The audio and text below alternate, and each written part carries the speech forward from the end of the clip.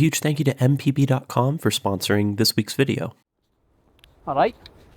Bernard, Hello. where are we going? We're at Malin Head and we're going to Hell's Hole. Ooh. Which is very appropriate, which you'll obviously see. So now I've kind of been to the west side of Ireland and explored parts of the north. And, I've been traveling around for, 2 weeks, and I have barely scratched the surface of what's possible in this absolutely beautiful country. I mean, just look at this. This is just the trail to the spot right here.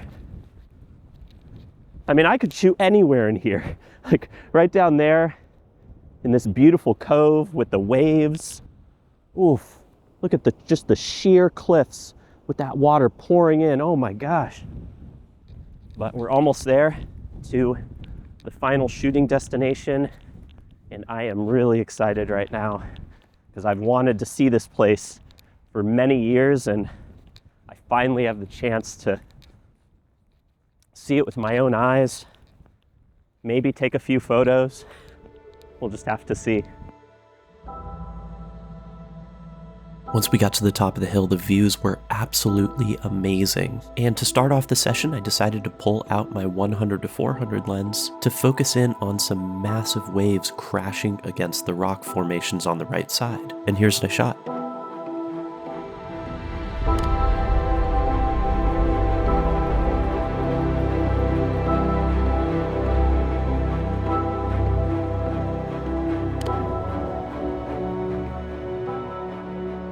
So this image was pretty simple, just a handheld exposure with a really quick shutter speed to make sure I was capturing all of that texture. And then I patiently waited to see if a bird would enter the composition. Overall, I'm pretty happy with the way this photograph turned out, and I think the thing that really caught my eye about this composition was that incredible glowy light coming in from the left side, and as the waves broke, they created a lot of mist that would get kicked up and then create light rays. Look at this. Oof, beautiful light on the clouds, gorgeous stormy water. And I haven't really been vlogging because I've just been shooting nonstop drone photography, telephoto shots, and then of course I pulled out the 16-35 to do some wide angle kind of epic view shots. And let me just show you what I'm composing here. And so here's a shot that I think works pretty well at about 24 millimeters. And the thing is, you can see here down towards the bottom right, there's a bit of a tangent with this rock spire and the sea stack. But what's nice is when the waves churn in and they rise up onto the sea stack, you get that separation. I'm playing around with a few different variations of this, some including a bit more on the left side here, and then some including more of this right side where the rock jets upwards. Make sure we're in focus. Now everything I'm shooting is out in infinity, so I don't need to really worry about the f-stop too much, but since we're on the tripod, I can do f8, ISO 100, and since we're facing into the sun, it's always a good idea to do a bracket. So I like to do some brighter exposures here and then darker so that we can get that sunball in there. Let's do a few first quicker exposures here. Get that sun bracket. Just wait for a good wave. You see that wave? Pushing up the rock. Oh, nope, that was a bad one. The nice part about doing these shorter exposures is you can get some birds in the frame as well if they fly right by the camera. Oh, here we go. It's a great wave. Okay, that was perfect.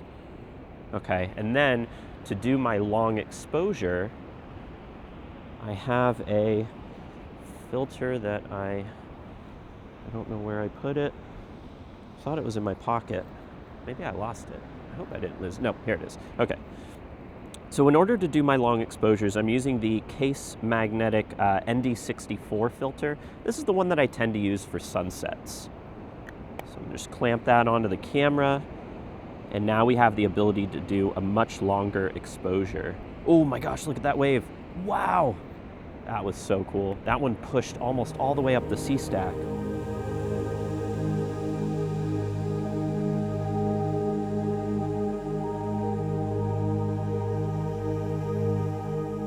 Alright, so here's the photograph I was just working on with that wave creeping up the sea stack. And I know it's hard to get a sense of scale in this photograph, but that sea stack is absolutely massive. Now, even though I was bracketing these exposures, luckily I was able to pull out enough highlight detail from just one shot to make this final image. Before taking this image, we witnessed an absolutely spectacular sunset that I didn't really have time to vlog, but let me show you my final images from that.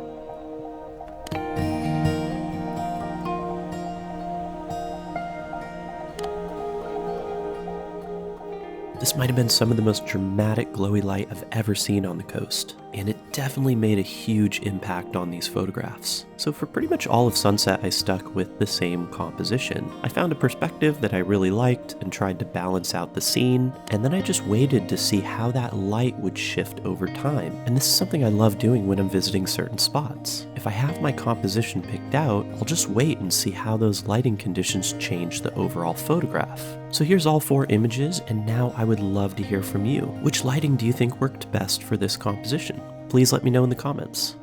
And I can't tell you how happy I am to see some good light, because for the past few days it's been pouring rain and I haven't really been able to shoot anything. And I know in these videos I say, you know, you can shoot in any conditions, but within reason, right? Like if it's just gonna pour rain and you've got 40-mile-per-hour winds every day, it is hard to find the motivation to shoot. So it's nice to, oh my gosh, it's just nice to get a bit of light here and epic waves.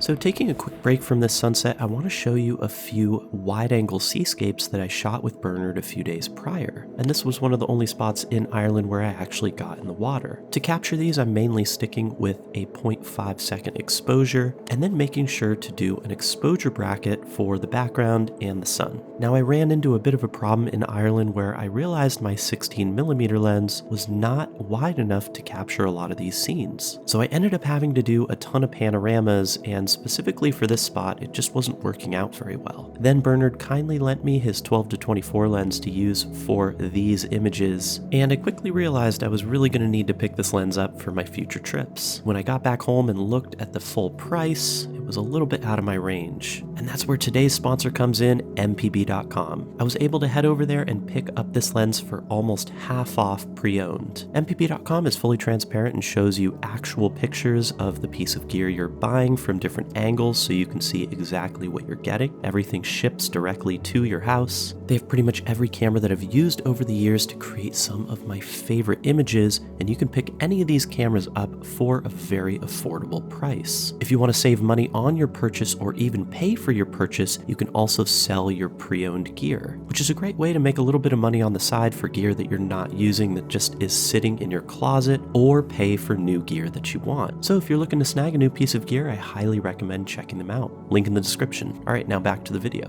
I'm gonna head over here to see if we can get a slightly different perspective. I probably don't want to fall off this cliff, so I need to be careful.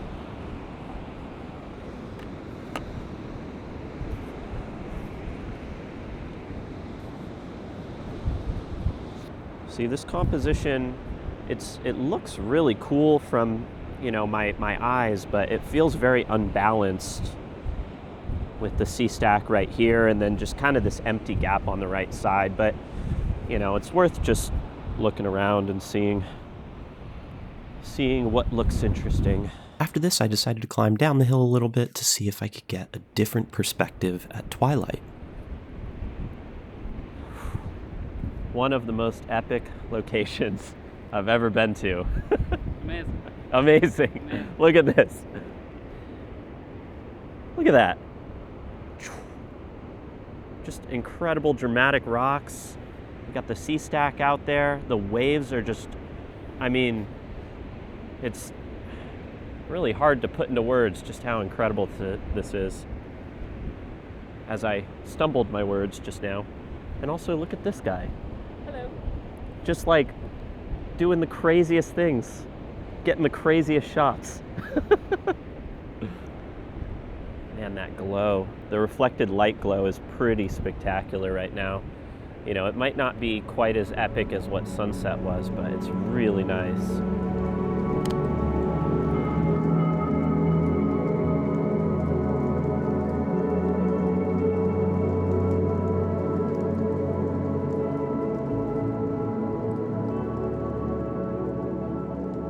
good. Yeah. So what do you think? That's pretty epic. It was pretty damn cool.